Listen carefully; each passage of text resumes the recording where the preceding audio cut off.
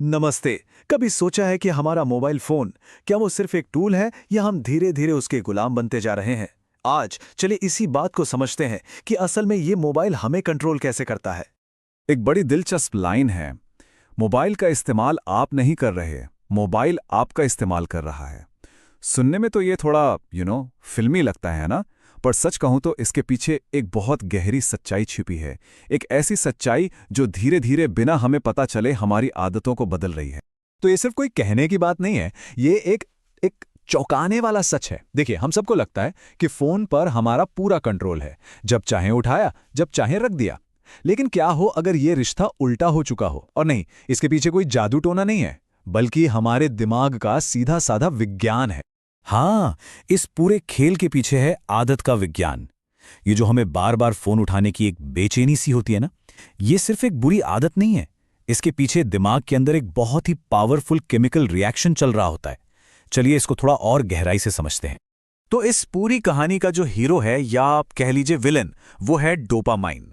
अब ये डोपामाइन क्या चीज है? ये हमारे दिमाग का एक तरह का केमिकल मैसेंजर है। तो होता क्या है कि जब भी फोन पर कोई लाइक, मैसेज या ईमेल का नोटिफिकेशन आता है, बूम, दिमाग एक इनाम के तौर पर थोड़ा सा डोपामाइन रिलीज कर देता है। ये ठीक वैसी ही फीलिंग है जैसे अपना पसंदीदा खाना खाने पर या कोई काम पूरा करने पर मिलती है। वो एक पल की खुशी वाली फीलिंग। और ये पूरी प्रोसेस है ना, एक लूप की तरह काम करती है। सबसे पहले क्या होता है? फोन पर एक नोटिफिकेशन आता है। स्टेप 2, दिमाग में डोपामाइन रिलीज होता है, जिससे हमें वो छोटी सी खुशी मिलती है। और फिर आता है स्टेप 3। हमारा दिमाग उस खुशी को दोबारा पाना चाहता है और वो कहता है, चलो एक बार फिर से फोन चेक करते हैं। और बस यही लूप बार बार चलता रहता है और धीरे धीरे एक पक्की आदत बन जाता है। तो अब सवाल ये उठता है कि क्या इस लूप को, इस चक्र को तोड़ा जा सकता है?